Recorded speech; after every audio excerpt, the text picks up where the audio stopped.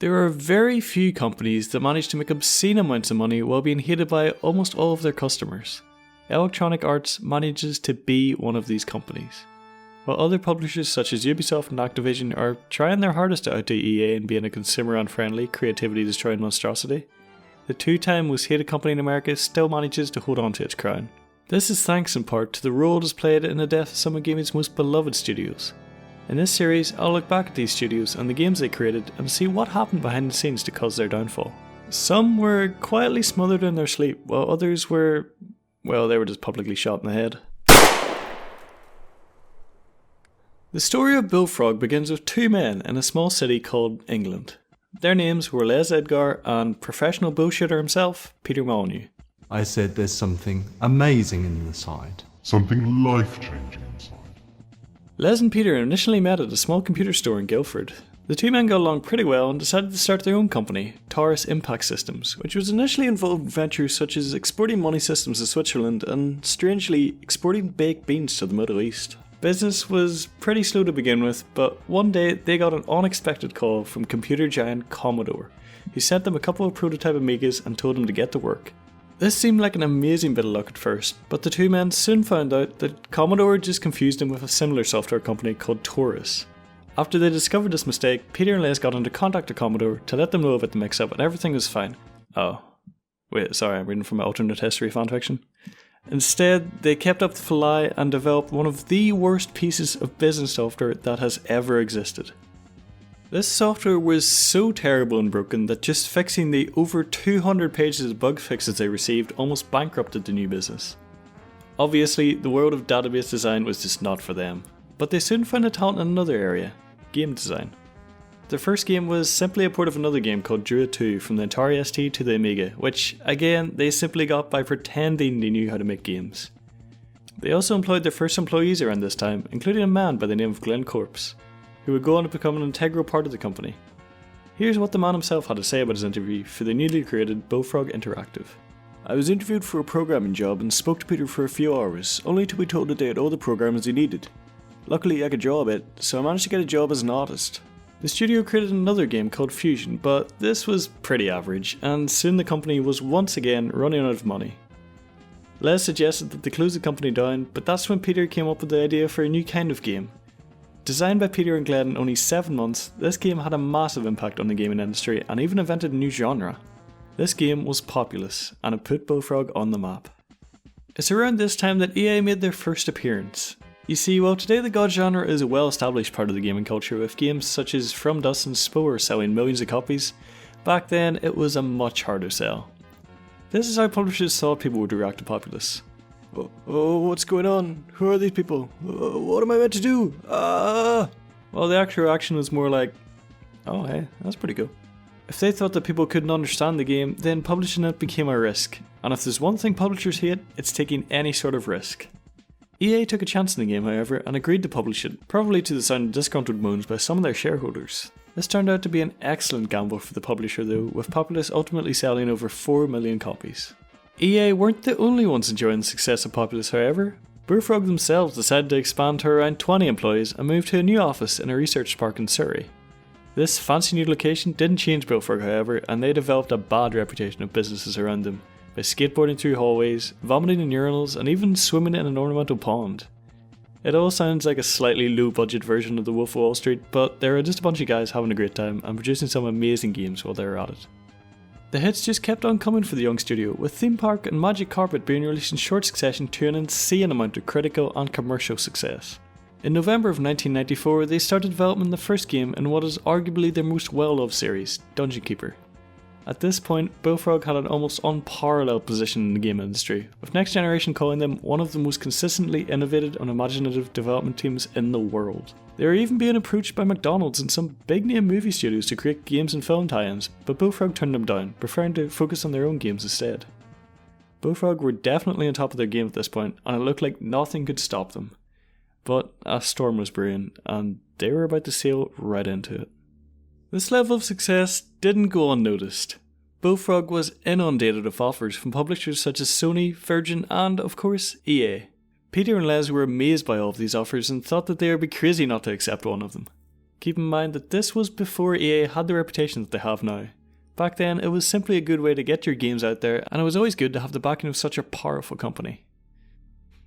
In the end, they agreed to sign with EA, thanks in part to the good relationship the businesses had had before. And so, in January of 1995, Bullfrog Productions officially became a part of Electronic Arts. The immediate changes within Bullfrog were as rapid as they were dramatic. The studio moved to shiny new offices within EA, and the number of staff within the studio jumped from around 60 people to over 150 in the space of a few months.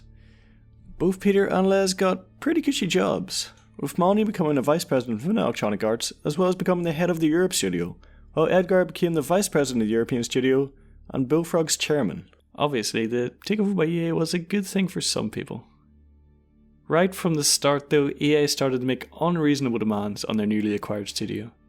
After the release of Magic Carpet, they were set to work on 7 different games at once, meaning that despite the company's rapid growth, they simply wouldn't have time to polish the games to the usual high standard before the higher ups at EA were telling them to release them.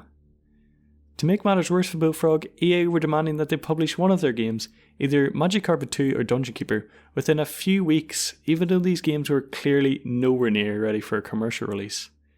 In the end, in order to keep their masters happy while not affecting any of the other games, Bullfrog decided to create a new game entirely from scratch in those 6 weeks called High Octane. This was the first in a long list of baffling and downright rage-inducing decisions that the higher-ups at EA made in relation to the studio. Bullfrog thought that creating this game in such a short period of time would be enough to satisfy EA and get them off their back for a while, but if you know the publisher at all, you know that's not what usually happens. EA forced them to release Magic Carpet 2 anyway, to the utter dismay of the Bullfrog employees.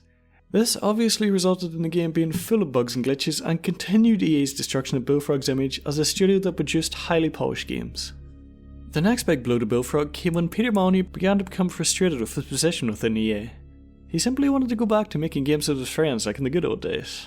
In July of 1996, he decided to resign from his role as a vice president in Electronic Arts and return to Bullfrog to continue his work in Dungeon Keeper.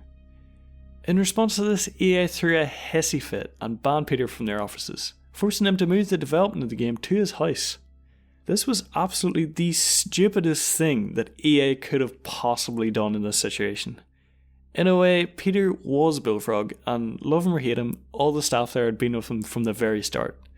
This wasn't just an attack on Peter Molyneux, this was an attack on Bullfrog and an attack on all of the people that worked there.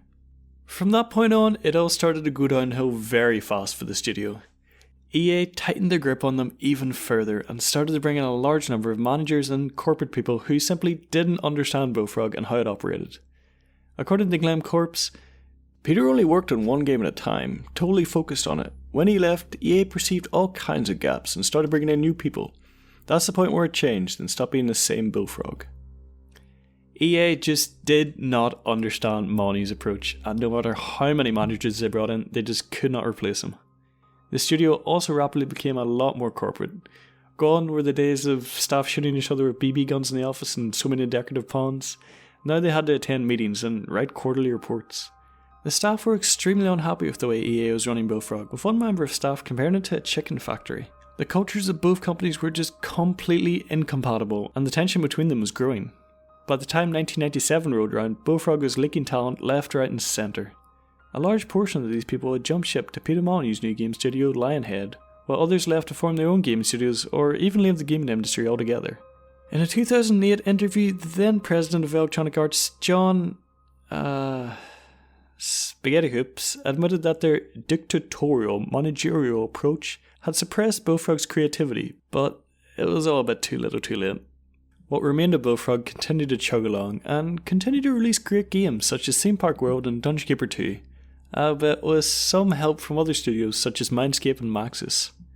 They were dealt another blow, however, when Les Edgar stepped down as chairman in 1999 and left the company, along with our buddy Glenn Corpse, who said that he was quite embarrassed to still be working for the Borg. The remaining team of Bullfrog attempted to keep going and decided to create Dungeon Keeper 3. This was going to be the game that would reinvigorate the dying studio. It would show the world that Bullfrog was still alive and kicking. It was cancelled by EA a few months into development. See, the publisher had just gotten the rights to the Harry Potter and Lord of the Rings franchises and wanted to devote resources to them instead. I'll let you decide if that was a good thing or a bad thing. Finally, in 2001, the twitching corpse of Bullfrog managed to release one last game, Theme Park Inc., before finally merging into the monstrosity that was EA UK. In just a few short years, Electronic Arts had managed to take one of the most creative and innovative game studios of its time and reduce it to a sad shadow of itself. They had just killed Bullfrog, and it wouldn't be their last victim. Now, before you get depressed and kill yourself, it's not all bad. The talent that left Bullfrog during this turbulent time went on to make many more great titles. Peter's new studio, Lionhead, went on to create a number of great games, such as Black and White and Fable, while his follow-up studio, 22 Cans, created a not-so-great game called Goddess. Others went on to form studios like Media Molecule, who are best known for the Little Big Planet series, while others went for jobs outside the gaming industry altogether, with one former Bullfrog employee even going on to work for Google's AI department, DeepMind. Meanwhile, EA is busy defiling Bullfrog's corpse by releasing terrible mobile freemium editions to some of their much-loved franchises such as Dungeon Keeper and Theme Park. Thankfully though, after enough fan backlash, EA agreed to stop being such a terrible, money-hungry corporation and dedicated themselves to making great games without having to rely on any loot boxes or pay-to-win elements. Oh, sorry, that's the fanfiction again. Thanks for watching, and thanks to all 7 of my subscribers. My dream is to one day get over 10 subs, but yeah, I know that's pretty crazy. I'm going to be continuing this series in the future, and if you like what you saw in this video, then give it a like. Also, subscribe for more 10 out of 10 content in the future. Thanks for watching. I'm terrible at voiceovers.